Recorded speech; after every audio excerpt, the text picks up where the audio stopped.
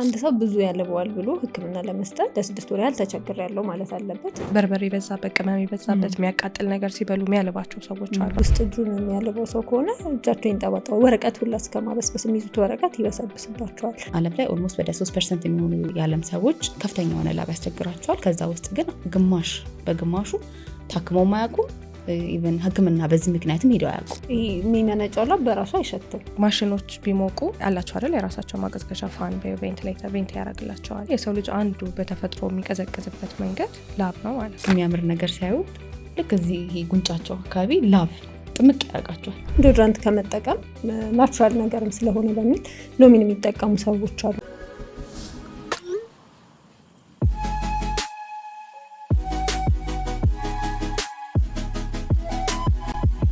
ሰላም ጤና ይስጥልን። ይህ ዘመናዊ ህክምና ከባህላዊ አስተምሮና ከማህበረሰብ ጤና አንጻር የምንቃኝበት እነኛ ፖድካስታችን ነው። እንግዲህ ዛሬ አብዛኛው ሰው እንደውም ያለም 3% የሚሆነው ሰው ስለሚቸገርበት ስለ ላብ እናወራለን። እስከ መጨረሻው ድረስ አብራችሁን ቆዩ። እንዴት ናችሁ? ሰላም ናችሁ? መቸገር ግን ምንድን ነው ማለት ላብ ስለሚበዛ ነው ወይስ ሽታ ጠረን ስለፈጠረ ነው የሚለውን ነገር ማየት አለብን። ምክንያቱም ላብ ኖርማል የተፈጥሮ ሂደት ነው አይደለ? ማሽኖች ቢሞቁ ያላቸው አይደል የራሳቸው ማቀዝቀዣ ፋን ቬንቲሌተር ቬንት ያደርግላቸዋል።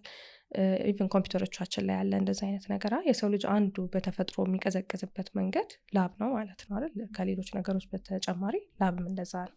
ስለዚህ የተፈጥሯዊ ክስተት ነው ማለት ነው። እና ላብ እንግዲህ የሚፈጠረውበት ብዙ መካኒዝም አለ ማለት ሰውነታችን ተባብሮ ነው የሚያመነጨው። እኛ የምናየው እርጥበቱን ብቻ ነው እንጂ ማለት ነው።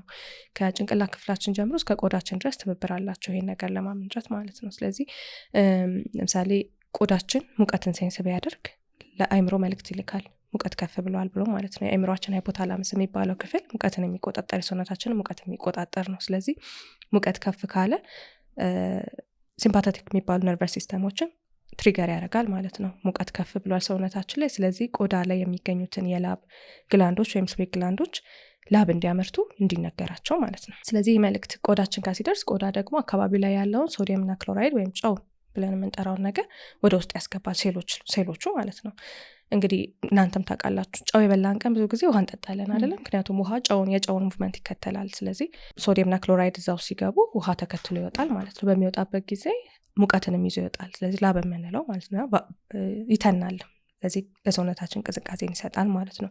ስለዚህ ይሄ አንደኛው ነው የላብ ስራ ነው፣ ተርሞሬጉሌሽን የምንለው ወይም ደግሞ የሰውነትን ሙቀት የመቆጣጠር ነገር ማለት ነው። ሌላው ግን ለምሳሌ ስንደነግጥ ያልበናል አይደለ? ጭንቀት ላይ ስንሆን ያልበናል። እነዚህም ሌሎች ትሪገር ናቸው ላብ እንዲመጣ ማለት ነው። እና ሰውነታችን ሙቀት ከውጭ ብቻ አይመጣም አይደለ? ከፀሐይ ከእንደዚህ ብቻ ሳይሆን ከውስጥም ይመጣል አይደል? ለምሳሌ ልብስ በራሱ አያሞቅም። የሰውነታችን ሙቀት እንዳይወጣ ነው እንጂ ትራፕ የሚይዝልን እንጂ ስለለበስን ብቻ አንሞቅም ማለት ነው። ስለዚህ ሰውነትም ስራ በሚሰራበት ሰዓት የሚያመርተው ኢነርጂ አለ ወይም ደግሞ ሙቀት ኃይል አለ። ስለዚህ ከዛም ሊሆን ይችላል ሙቀቱ የሚመነጨው የሰውነት ሙቀት የሚጨምረው። አንዳንዴ ደግሞ በሽታም ለመከላከል ሰውነታችን በሚያስከናውነው ይሄ ትግል ላይ ሙቀታችን ከፍ ይላል። እነዚህ ሁላ ላብን ያመጡ ይችላሉ ማለት ነው። ያው ብዙ ሰውን የሚያስቸግረው ላቡ ሲበዛ ላቡ መብዛቱ ነው። ግን የሚበዛበት ሰው ብዙ ጊዜ የሚሸትም ይመስለዋል አይነት ነገር። ግን አንቺም ልታስረጅ እንደሞከርሽው ኖርማል ፕሮሰስ ነው አይደለ? ላበት ማለት እና ይሄ የሚመነጨው ላብ በራሱ አይሸትም።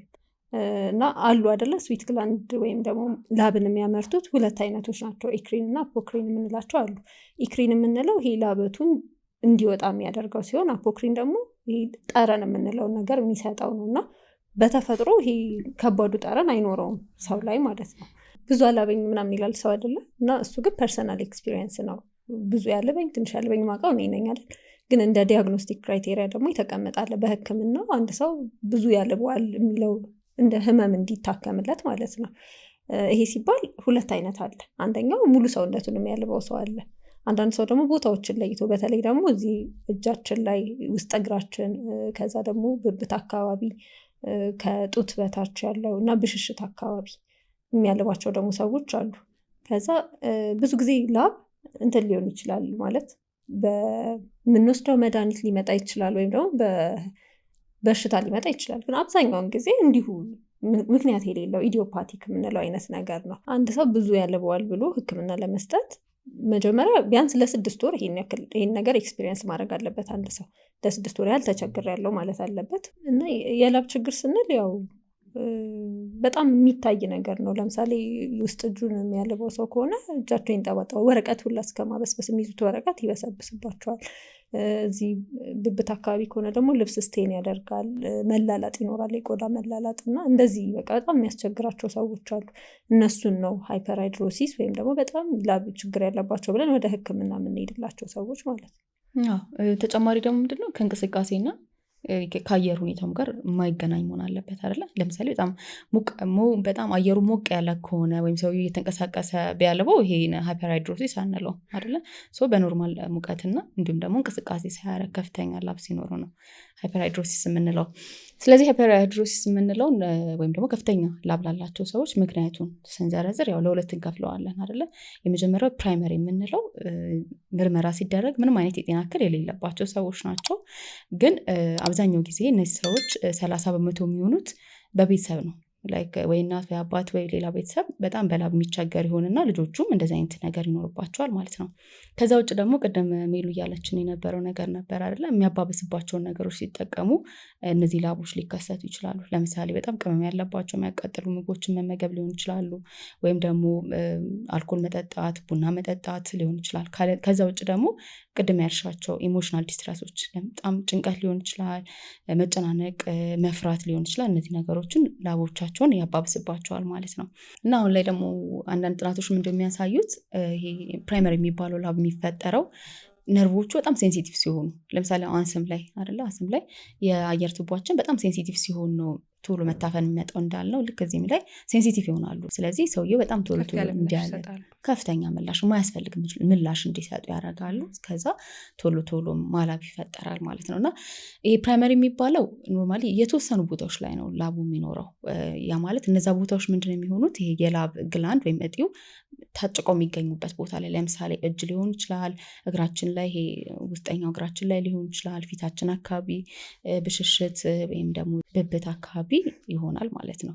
ከዛ ሁለተኛው ደግሞ ጀነራላይዝድ የምንለው ይህ ሁሉም ሰውነታቸውን ክፍል ጥምቅ አድርጎ ደግሞ የሚያልባቸው ሰዎች አሉ። እነዚህ ያው ሰከንደሪ ወይም ደግሞ በሆነ በሽታ የተነሳ ነው የሚፈጠሩት። ለምሳሌ ካንሰር ያለባቸው ሰዎች ያልባቸዋል፣ ደም ግፊት ያለባቸው፣ እንዲሁም ደግሞ ለምሳሌ ስኳር ያለባቸው፣ የልብ በሽታ ያለባቸው፣ አንዳንድ ጊዜ ደግሞ የስኳራቸው የሚያንስባቸው ሰዎች ሊሆን ይችላሉ። ወይም ደግሞ የተለያየ ኢንፌክሽን ያለባቸው ለምሳሌ HIV ኤድስ ሊሆን ይችላል፣ ቲቪ ሊሆን ይችላል፣ ወይም ወባ ይሆናል። እነዚህ ያለባቸው ሰዎች ያልባቸዋል። ተጨማሪ ደግሞ የሚወስዱት መድኃኒት ለምሳሌ ለተለያዩ ህመም ማስታገሻ የሚጠቀሙት መድኃኒቶች ኤንሴድስ የምንላቸው፣ ኦፖይድስ የምንላቸው አሉ። እንዲሁም ኢንሱሊን የሚጠቀሙ ሰዎች ላይ አንዳንድ ጊዜ ሊያጋጥም ይችላል ማለት ነው። ስለዚህ በሆነ በሽታ ወይም ደግሞ በሆነ መድኃኒት ምክንያት የሚፈጠሩትን ደግሞ ሰከንደሪ እንላቸዋለን።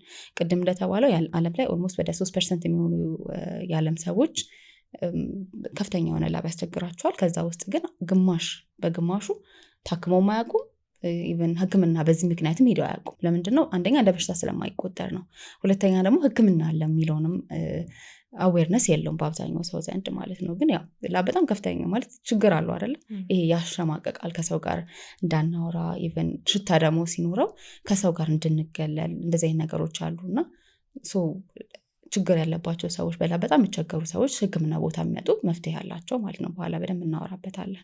ሰው ሰላም ማለት ምናምን ራሱ ፕሮፌሽናሊ ለምሳሌ ስራሽ ቢሮ ላይ ሆኖ ሰው ሰላም ማለት ያለብሽ ምናምን ቦታ ቢሆን በጣም ነው የምትጨነቂው። ነው እንደውም ካያችሁ ቪዲዮቹ ላሉ ሰላም ላለ ማለት የምትጠቀሟቸው ሜቶዶች ምናምን ብለው ለሚያስቸግራቸው ሰዎች ማለት ሲሪየስሊ የሆነ ኢሹ ነው ለሆነ ሰው ማለት ነው።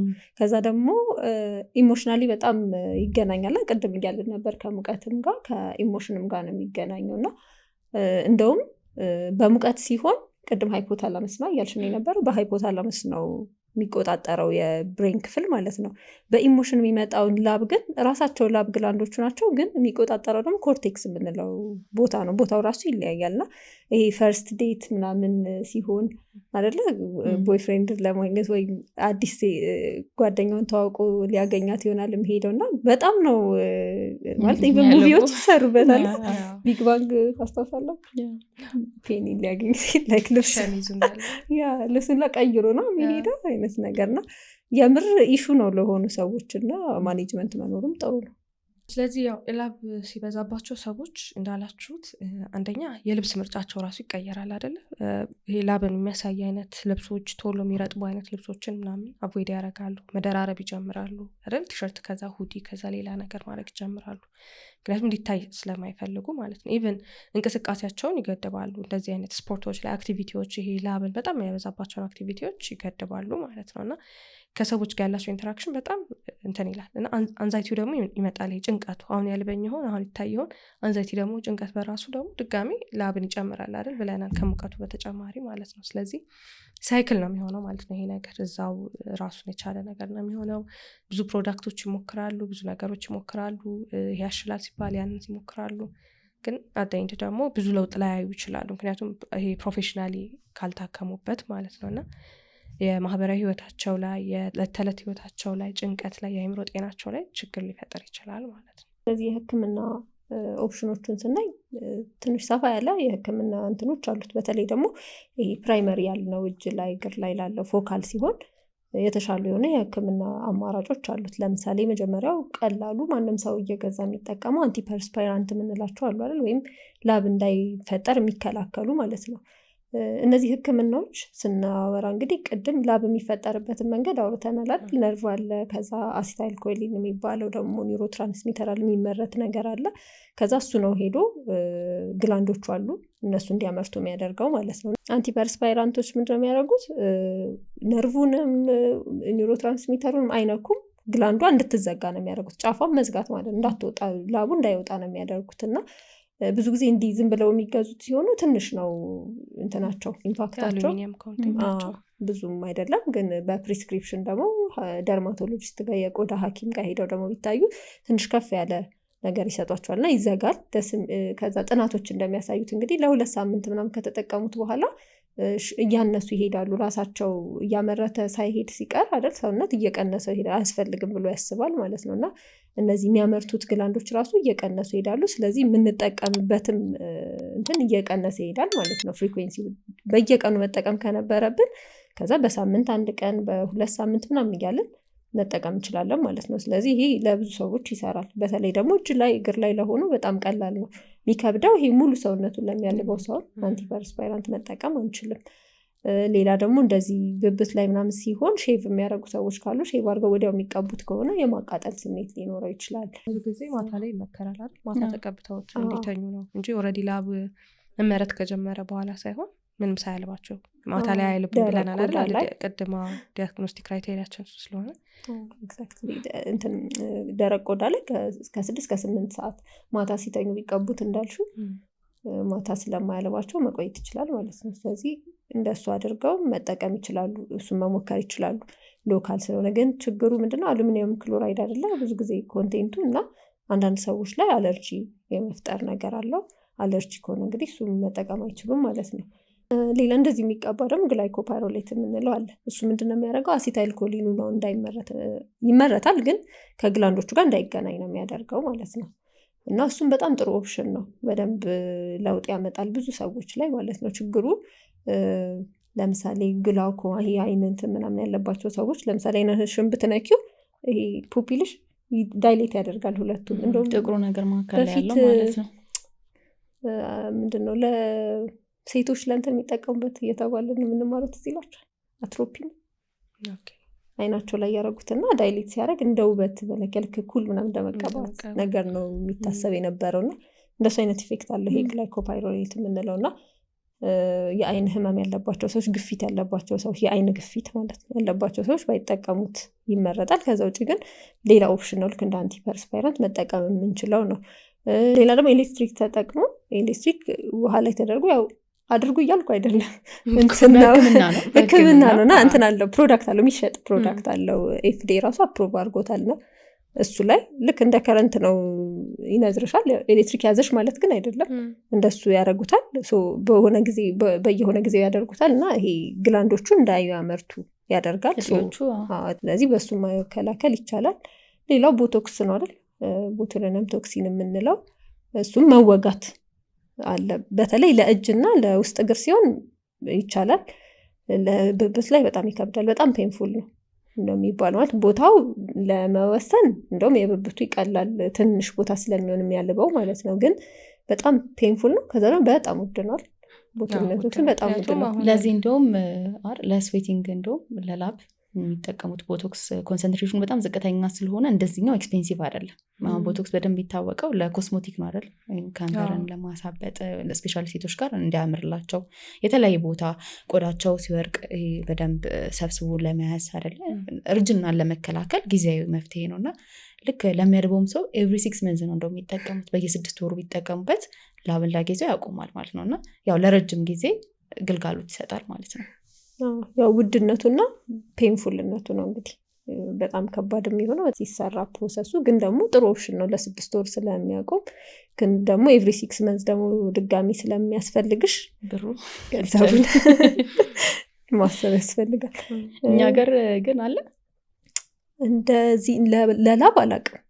ለሌላ ህክምናዎች ግን አለ ቦቶክስ ተብሎ በጣም በውድ እና ደግሞ ጭራሽ አታገኙም። በጣም ፈልገሽ ነው የምታገኙ ማለት ነው። ሌላ ደግሞ በአፍ የሚወሰዱ ቅድም ግላይኮፓይሮሌት ያልኩትን ጨምሮ ሌሎችም ኦፕሽኖች አሉ። እነሱ ብዙ ጊዜ ይሄ ሙሉ ሰውነቱን ለሚያልበው ሰው ምክንያቱን አይተን ሰከንዳሪ ኮዝ ቅድም ቲጁ ያልሻቸው ከሌሉ እና ላብ ብቻ ከሆነ ያለው እነሱ መጠቀም እንችላለን።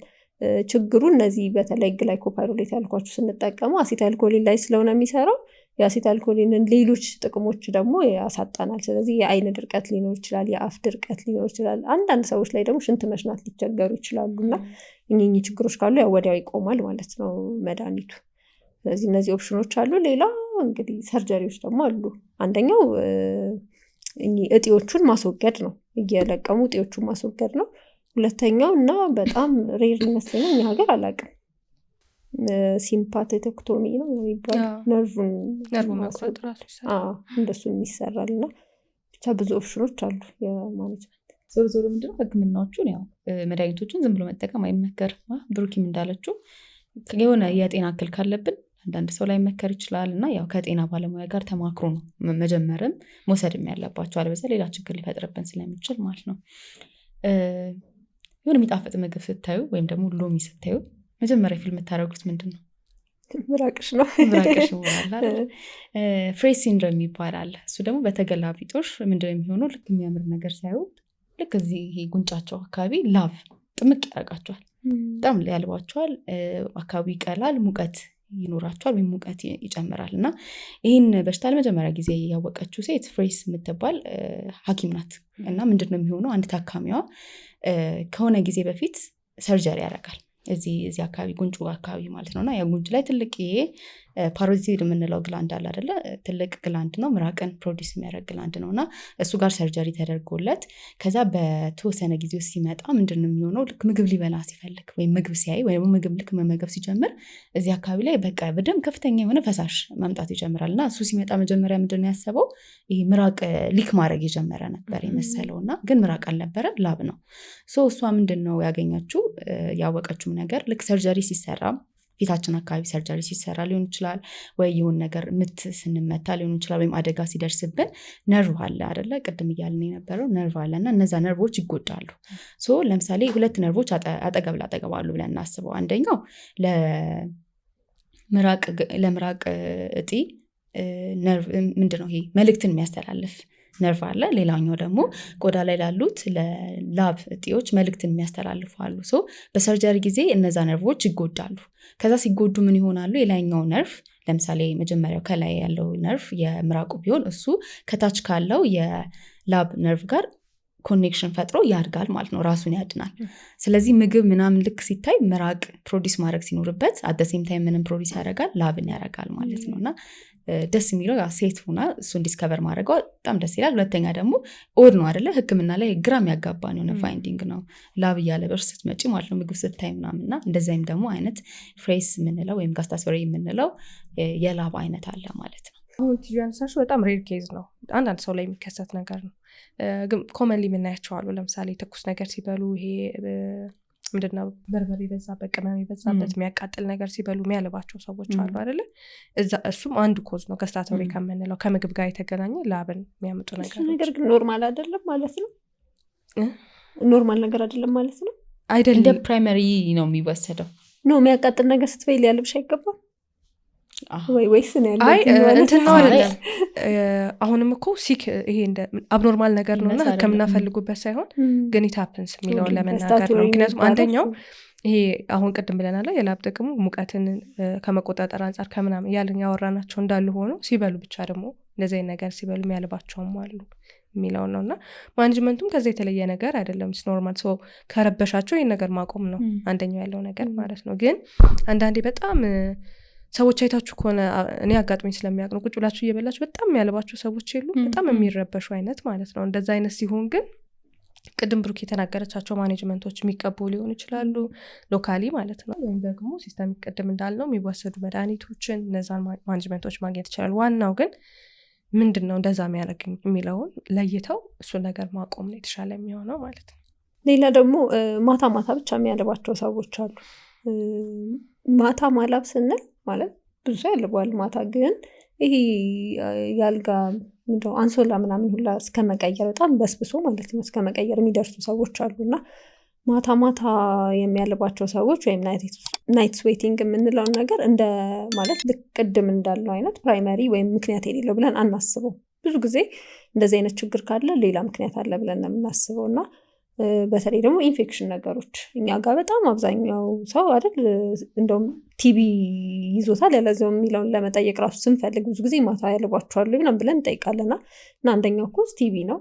ሌሎች ኢንፌክሽኖችም ሊያመጡ ይችላሉ። ለምሳሌ የአጥንት ኢንፌክሽኖች ሊሆኑ ይችላሉ፣ ወይም ሌላ አይነት ኢንፌክሽኖች የሳምባ ኢንፌክሽን ሊሆን ይችላል። ያው ሌሎቹ ምልክቶችም ያዩዋቸዋል አብረው። ግን ማታ ማታ ላይ በጣም ኃይለኛ ላብ ሊኖር ይችላል። ሌላው ሁሌ መርሳት የሌለብንና መጠየቅ ያለብን እነዚህ ሰዎች ደግሞ የሚወስዱት መድኃኒት ካለ ነው። በዚህ መድኃኒቶች ሆኖ ላይክ ሲምፕል ፓራስታሞል ወስደን በጣም ነው የሚያልበናል እና እንደዚህ የወሰዱት መድኃኒት ካለ ሌላ የስኳር መድኃኒቶች ለምሳሌ ኢንሱሊን የስኳር መጠናችንን በጣም ስለሚቀንሰው ላብ ሊኖር ይችላል እና ሌሎች ብዙ መድኃኒቶች መጥቀስ እንችላለን እዚህ ጋር። ስለዚህ መድኃኒት የሚወስዱትን መድኃኒት ላብ የሚያመጣ ነው አይደለም የሚለውን ቼክ ማድረግ አለብን። ሌላው ኮመንዲ ደግሞ ሊምፎማ የምንለው ህመም አለ አይደለ?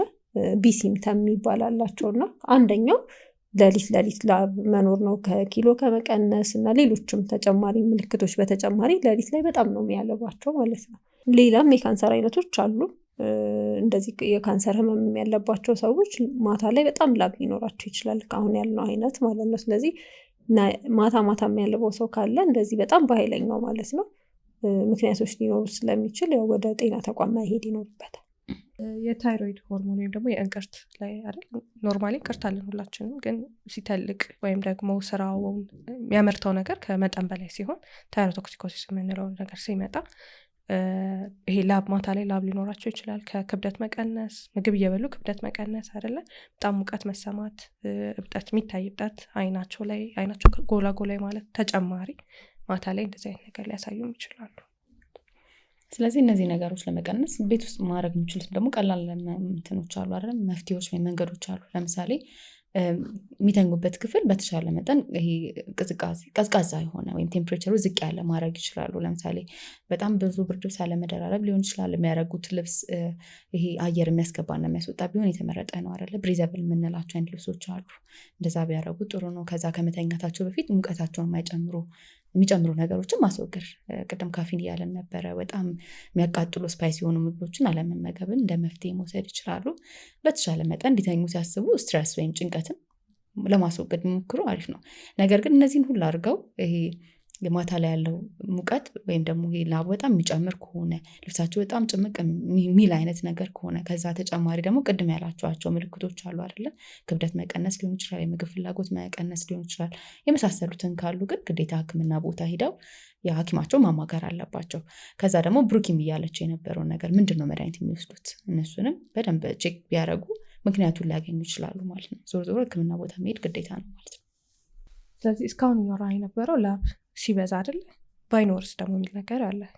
አንዳንዴ ምንም ላብ ባይኖር ወይም ደግሞ ቢቀንስ ቅድም ያልናቸው ጥቅሞች እናጣለን አይደለ። ይሄ ማላቡ በራሱ የሰውነታችንን ሙቀት የመቆጣጠሪያ አንዱ ነገር ነው ብለናል አይደለ። ስለዚህ እሱን ነገር እናጣለን ማለት ነው። ሂት ስትሮክ ሲባል ሰምታችሁ የምታውቁ ከሆነ ሙቀታችን ከ40 ዲግሪ ሴልሺየስ በላይ ከፍ ሲል ማለት ወይም ሂት ኢንቶለራንስ ራሱ መጀመሪያ ላይ ያመጣል። ምንም አይነት ሙቀት አለመቻል፣ መድከም አይነት ነገሮችም ማለት ነው። እና የደም ስራችን ሙቀት ጊዜ ራሳችሁን አስተውላችሁት ከሆነ የደም ስራችን አናየውም አይደል? ብዙ ጊዜ ሲሞቀን ቀዝቃዛ ነው ሲሞቀን እናየዋለን። ሲሞቀን የደም ስራችንን እናየዋለን። ምክንያቱም ዳይሌት ያደርጋል፣ ይለጠጣል ማለት ነው፣ ሙቀታችንን ለመቆጣጠር ማለት ነው። ስለዚህ ዳይሌት ያደርጋል፣ ደም ስራችን በደንብ ይታያል። ፊታችን የመቅላት ነገር እንደዚህ ይኖረዋል፣ የሙቀት ጊዜ ማለት ነው። የብርድ ጊዜ ደግሞ ደም ስራችን አይታይ ማለት እጃችን ነጣ የማለት ነገር፣ ፊታችንም ነጣ የማለት ነገር ይኖረዋል። ስለዚህ ሙቀት ሲበዛ ሂት ስትሮክ ላይም ከ40 ዲግሪ ሴልሺየስ በላይ የሰውነታችን ሙቀት ሲሆን የደም ስራችን ሙሉ ይሰፋል ማለት ነው አይደል? ሙቀት ላይ የደም ስራችን ስለሚሰፋ ያ ሆነ ማለት ደግሞ ደም ወደሚያስፈልገው የሰውነታችን ክፍል አይሄድም። ለምሳሌ ወደ ልብ ላይ ሄድ ይችላል፣ ወደ ኩላሊት ላይ ሄድ ይችላል፣ ወደ ሌላም ቦታ። ስለዚህ ያ በሚፈጠርበት ሰዓት እነዚህ ሁላ ኦርጋኖች ፌል እያደረጉ ይመጣሉ ወይም ስራቸውን እያቆሙ ይመጣሉ ማለት ነው እና ከባድ ደረጃ ላይ ይደርሳሉ። አንዱ ኮምፕሊኬሽን ያመጣል ያልኩት ይሄንን ነው ማለት ነው። እና ግን ለምንድን ነው የሚፈጠረው አናይድሮሲስ ስንል ወይም ደግሞ ላብ ሰው ሙሉ ለሙሉ ላይኖረው የሚችልበት ምክንያት ምንድን ነው ብለን ካየን አንደኛ ሲወለዱ ጀምሮ ሊሆን ይችላል፣ ወይም ደግሞ በኋላ ላይ የመጣ ነገር ሊሆን ይችላል። ለምሳሌ በኋላ ላይ የመጣ ነገሮች ቅድም ያልናቸው ነገሮች አሉ። ላብ ሲፈጠር ከጭንቅላት ጀምሮ እስከ ቆዳችን ድረስ ተሳታፊ ናቸው እዚህ ፕሮሰስ ላይ ማለት ነው። ስለዚህ ቆዳ ላይ ምን ሊፈጠር ይችላል ለምሳሌ ስንል የቃጠሎ አደጋ አጋጥሟቸው ቢሆን የላብ ግላንዶች ያሉበት ቦታ ላይ ወይም ላብ የሚመረትበት ቦታ ላይ ቃጠሎ ተፈጥሮ ቢሆን እዛ ጋር ላብ መመረት አይችልም ማለት ነው። ወይም ደግሞ ራዲሽን አጋጥሞ ቢሆን እዛ አካባቢ ላይ ወይም ደግሞ ነርቮቹ ለምሳሌ መልክት አምጥተው ከጭንቅላት የቆዳችን ጋር የሚያመጡት አልባር ከጭንቅላት ላብ እንዲመረት የሚያደርጉት ነርቮቹ ላይ ችግር ተፈጥሮ ሊሆን ይችላል ይሄ የመጣው ማለት ነው። ወይም ደግሞ የላብ የሚያመርቱት ግላንዶች ሊጠቡ ይችላሉ በተፈጥሮ ማለት ነው። እሱም ተፈጥሮ ሊሆን ይችላል። ሌላ የስኳር ታማሚዎች ቢሆኑ የስኳር ታማሚዎች ላይ ብዙ ጊዜ አይታችሁ ከሆነ ስኳሩን መቆጣጠር እያቃትን ስንሄድ በተደጋጋሚ ከፍ ያለ ስኳር ለረጅም ጊዜ ሲቆይ ነርቮች ይጎዳሉ። ስለዚህ ወደዛ አካባቢ የሚመረተው ነገር አይኖርም። ቆዳቸው ድርቅ ማለት ነገር ይኖራል። ቶሎ ለጉዳት የመጋለጥ አይደል? አንድ ምን መክረውም ነገር እሱን ነው። ጫማቸውን ቼክ እንዲያደርጉ ምን መክራለን? እንደው ከላብ ጋር የሚገናኝ ቀጥታም ባይሆን አይደል? ጫማ የሚሆናቸው አይነት ጫማ መሆን አለበት። የሰፋም መሆን የለበትም፣ የጠበበም መሆን የለበትም። የሰፋም ይፍቃቸዋል፣ ቁስሉ ቶሎ አይድንም። የጠበበም ከሆነ እግራቸው ላይ ጣታቸው ላይ ቁስለት ይፈጥራል ማለት ነው። ስኳሩ ምንድነው እየበዛ መቆጣጠራችንን እየተው ነው በሄድን ቁጥር ነርቮቹ ስለሚጎዱ ሴንስም አያረጉትም። ህመሙ ሲኖር ቁስሉ ሲኖር እኛ አይተን ነው እንደነግጠው ይሁላ ኖሮ እንዴት ምናምን እንላለን እንጂ ህመሙ አይሰማቸውም። ስለዚህ እንደዛ እየሆነ ይመጣል። ላብም አንዱ በዛ ምክንያት ሊቀር የሚችል ነገር ነው ማለት ነው። ስለዚህ አናይድሮሲስ የምንለው አንዱ ላብ መብዛት ችግር ሆኖ እንዳለ የላብ መጥፋትም ችግር ነው አይደል? በቀላሉ የቆዳ መድረቅን ያመጣል፣ የቆዳ መሰነጣጠቅን ያመጣል፣ ቁስል ቶሎ እንዳይድን ያደርጋል። ስለዚህ እነዚህ ሁላ ነገሮች አሉ ማለት ነው። ላብ አለመኖር ግን የሆነ ስታስቢ ግን የሆነ ደስ የሚል ነገር ይመስላል። አንቺ ስታወሪ ፎረራረግሽ እንጂ የእውነቴን ነው እኮ ማለት አሁን ሽታ የሚያስቸግራቸው አሁን የጫማ ለምሳሌ እግር ላይ ሽታ የሚያስቸግረው ሰው እዚህ ብብት አካባቢ የሚያልበው ሽታ የሚያስቸግረው ሰው የሚያስበው ላቡ ቢቆም ያው ሽታውም ስለሚቆም ምናምን ብሎ ብዙ አይነት ሜተድ የተጠቀሙ ሰዎችም ስለማቅ ነው። ሽታ ግን ኖርማል ነው እንዴ? ኖርማል አይደለም እኮ እንትን ቅድም እንዳልኩት ኢክሪና አፖክራይን የሚባሉ አሉ። አፖክራይን የሚያመርተው ጠረን አለ። ጠረን ማለት ሽታ አይደለም ማለት ይሄ የሚያስጠላው ሽታ አይደለም። ሰውን የምትለይበት አለ አይደል? የልብሱ ጠረን ምናምን የምትይው አለ፣ እሱን እንደማለት ነው። ግን አንደኛው ምግብ ነው እንዳልሽው። ለምሳሌ አብሽ አይደል በጣም ኮመን እና አሉ ሌሎች ምግቦች ለምሳሌ ጋርሊክ ራሱ ነጭ ሽንኩርት ራሱ ከአፋችን ነው የሚባለው፣ ግን ከላብም ሊሸት ይችላል እሱ ማለት ነው። እና እሱ ሊቀይረው ይችላል። ሌላ ደግሞ ቆዳችን ላይ ያሉት ባክቴሪያዎች ናቸው አክት የሚያደርጉት እንትኑ ከተመረተ በኋላ ላቡ ከተመረተ በኋላ ቆዳችን ላይ ያሉት ባክቴሪያዎች እሱ ላይ አክት ያደርጋሉ ማለት ነው። ስለዚህ ሽታ የማያስፈልግ ሽታ እንዲፈጠር ያደርጋሉ። እንደውም እኮ አሁን እዚህ ብብት አካባቢ ሽታ ያለበትን ሰው እንትኑን እዛ አካባቢ ያለውን ፀጉር ራሱ ብታዩ ከለሩ ራሱ ብራውን ነው፣ ጥቁር ኖርማል ከለሩን ራሱ ይቀይራል። ባክቴሪያ እንዳለ ነው የሚያሳየው እሱ ማለት ነው። ስለዚህ እሱኛው የራሱ የሆነ ትሪትመንት አለው ሽታው ማለት ነው። ግን አላባው ማለት የሆነ ሰው ይሸታል ማለት አይደለም። ሌላው እኮ የሳይኮሎጂካል ችግሩን የሚያመጣውም እኮ እሱ ነው አይደል? የሚያለባቸው ሰዎች ኮንፊደንስ በጣም የሚያጡት ያው ልብስሽ ላይ ያለው ስቴኑ ምናምን ያስጠላል፣ ግን ሽታ ደግሞ ይኖረዋል ብለው በጣም ስለሚያስቡም ነው በጣም የሚጨናነቁት ማለት ነው። እና ላባ ለመኖርም ያው ችግር ነው ማለት ነው። አንቺ እንደነገርሽን እና የሚታከምበት የተለያየ መንገድ አለው። እንግዲህ እንዳልሽ ነው ምክንያቶቹን ነው ብዙ ጊዜ ሕክምና ላይ ምክንያቱን ካወቅሽ ምክንያቱን ነው የምታክሚው ማለት ነው። አሁን ለምሳሌ የተቃጠለ ቆዳ ብለሽናል አንደኛው አይደል? እና ስለተቃጠለ ዳሜጅ ስለሆነ ማምረት አይችልም። እሱን እንዲያመርት ማድረግ አንችልም። ለምሳሌ ግን ምን ማድረግ እንችላለን? አንደኛው የላብ ጥቅም ቀደም ያለው ከቴርሞሬጉሌሽን ወይም ከሙቀትን ከመቆጣጠር ጋር ሃይድሬት ማድረግ ነው። ሴባሺየስ ግላንድ የምንላቸው አብረዋሉ እና ይሄ ወዝ መስጠት ለቆዳችን ወዝ የሚሰጠን እሱ ነው እና እሱ ከሌለ ድርቀት ይፈጠራል። ድርቀት ተፈጠረ ማለት ክራክ ያደርጋል። የተለያዩ ኢንፌክሽኖች ሊመጡ ይችላሉ። ህመም ይኖራል። የሆነ ነገር ቢመታን ደግሞ ቶሎ ቁስለት የሚፈጠርም ነገር ስለሚኖር ማለት ነው። ስለዚህ እነሱን ኢሞላንቶች የምንላቸዋሉ ቫዝሊንን ጨምሮ ፓራፊን የምንላቸው እንደሱ አይነት ነገሮችን መጠቀም ይችላሉ። ግሪሲሊን ውሃ እንደውም በደንብ የሚስብ ስለሆነ ወደ ውስጥ ማለት ነው። ስለዚህ እነሱን መጠቀም ይችላሉ። ሌላ ደግሞ ቅድም የተነሳው አሁን የስኳር ህመምተኞች ላይ ያለው እሱ ደግሞ ምንድነው በነርቭ ምክንያት የሚመጣ ድርቀት ማለት ነው እና እንዳልነው ራሳቸው እግራቸው ላይ በደንብ ኬር እንዲያደርጉ ነው የምናደርገው። በጣም ልክ በርን እንዳልነው ወይም ቃጠሎ ጉዳት እንደደረሰበት ሰው እነሱም እንትን እንዲያደርጉ ቅባቶች እንዲጠቀሙ ማለት ነው። ቅባቶች እንዲጠቀሙ እንመክራለን። ከዛ በተረፈ ደግሞ እግራቸውን በደንብ ማየት ይኖርባቸዋል። የነሱ በጣም ከፍ ከማለቱ የተነሳ ላብ ብቻ አይደለም እንትን የእግራችን ፀጉር ራሱ ይታያል ከሆነ ሌቭል በኋላ ጠፍቶ ነው የምታየው ማለት ነው። አይተሽ ራሱ ያስታውቅሻል አይነት ነገር ነው። የነሱ ደግሞ በጣም ከባድም ስለሆነ ሌላም ምክንያትም ስላለው በደንብ እግራቸው ላይ ጥንቃቄ እንዲያደርጉ እንዲሰሩ ነው የምንመክረው ማለት ነው። አንድ ነገር ግን የረሳ ነው አለ። እንደውም የሆነች ታማሚ ያጋጥመኝ ነበረ። ምንድነው እድሜዋ በጣም ከፍ ያለ ነበር። ወደ 48-49 አካባቢ የሚደርስ ሴት ከፍተኛ ቅርብ ጊዜ ያስተዋለችው ነገር ነው እና ከፍተኛ ላብ፣ ፊቷ በጣም መቅላት፣ ማታ ሙቀት በጣም የመቸገር አይነት ነገር እና በእንደዚህ ምልክቶች ነበር የመጣችው እና እንግዲህ አንደኛው ያው ልክ አንድ ሴት ወደ ማረጥ እድሜ ውስጥ ስትገባ የሚታዩት ቀደም ብለው የሚታዩ ምልክቶች አሉት እና አንደኛው ያው ላብ ማታ ላይ በጣም ላብ ማጥቅ፣ ፊት በጣም መቅላት፣ ሙቀት መጨመርም አንደኛው የላብ የሰከንደሪ የምንለው ሁለተኛው ምክንያት ያለው ላብ የመብዛት ምክንያት ሊሆን ይችላል። ስፔሻሊ እድሜያቸው ከፍ ላሉ ሴቶች ማለት ነው። እንደውም ኦልሞስት እዚህ እድሜ ላይ ደረሱ ሴቶች 75% የሚሆኑት ይሄኛው ምልክት ያሳያሉ። ከፍተኛ የሆነ ላብ ይኖራቸዋል ተብሎ ይታሰባል ማለት ነው። ስለዚህ እድሜዋ ከፍ ያለ ሴት እንደዚህ አይነት ላብ ቢኖራት የማረጥ ፕሮሰስ ነው ማለት ነው። ከፍ ያለ ይከብዳል። 50 ዓመት ነው 50 እስከ 55 ነው የሚባለው። 10 ዓመት ወደፊት ይጀምራል ማረጥ የሚከሰተው ተብሎ የሚጠበቀው ከ50 እስከ 55 ዓመት ነው። ይሄ ሆት ፍለሽ የምንለው ወይም ደግሞ የማረጥ ምልክቶች ውስጥ አንደኛው እሱ ከ10 ዓመት በፊት ሊከሰት ይችላል። ስለዚህ 45 ዓመት አካባቢ እኚህ ምልክቶች ሊኖሩ ይችላሉ ማለት ነው። ስለዚህ እንግዲህ አሁን በጣም ላብ ለሚያስቸግረው ሰው መጀመሪያ የሚጠቀመው ነገር ዲዮድራንት ነው አይደለ? አካባቢያችን ያለ ዲዮድራንት ነው። ግን ዲዮድራንት ምንድነው? ላብን አይቀንስም። ግን በላብ ምክንያት የሚመጣውን ስፔሻሊ ባክቴሪያ የሚያስከትለውን ሽታ ይቀንሳል፣ ያጠፋል ነው እንጂ ላብ መጠኑን አይቀንስም ማለት ነው። እና የተለያዩ አይነት እንትኖች ዲዮድራንቶች አሉ። መጀመሪያ ትራዲሽናል የምንላቸው አሉ። እነዚህ ማለት ይሄ ሜንሊ ያላቸው ጥሩ ሽታን የሚሰጡ ኬሚካሎች ናቸው ውስጣቸው ያሉት። ይሄ ጥሩ ሽታ እንዲኖረን ነው የሚያደርጉት ማለት ነው። ሁለተኛ ፍሪ ፎርም የምንላቸው አሉ። እነዚህ ምንድነው? ምንም አይነት ኬሚካል የላቸው፣ ግን ይሄ አካባቢ ከሚገኙ ተፈጥሯዊ ነገሮች የሚሰሩ ናቸው። ከተለያዩ እጽዋቶች የሚሰሩ እንዲሁም ደግሞ ይሄ የምናውቃቸው አሉ። ለምሳሌ ቤኪንግ ሶዳ የመሳሰሉት ሽታን የሚቀንሱ ነገሮች የሚሰሩ ናቸው ማለት ነው እነዚህ። ከዛ ሶስተኛ ደግሞ ክሊኒካል ስትሪንግስ የምንላቸው ደግሞ አሉ። እነዚህ ማለት ሐኪም ቤት ሄደው በጣም ይሄ ላብ በጣም እያስቸገራቸው ሽታ ከፍተኛውን ሽታ ላላቸው ታማሚዎች የሚሰጥ ነው እና ስፔሲፊካሊ በደርማቶሎጂስቶች የሚታዘዙ ጠንከር ያለ ሽታ ላላቸው እና ለሚያስቸግራቸው ሰዎች የሚሰጡ ናቸው ማለት ነው። ከዛ ውጭ ደግሞ ሌላ ደግሞ ይሄ ተቀላቅሎ የሚዘጋጁም አለ። ሁለቱንም ይሄ ሽታውን የሚያጠፋ ከዛ ደግሞ ላቡን የሚቀንሱ ደግሞ አሉ ማለት ነው። ከዛ ደግሞ የተለያዩ ፎርሞች አሏቸው አይደለ? የምናውቃቸው ለምሳሌ በጄል ፎርም የሚዘጋጁ አሉ።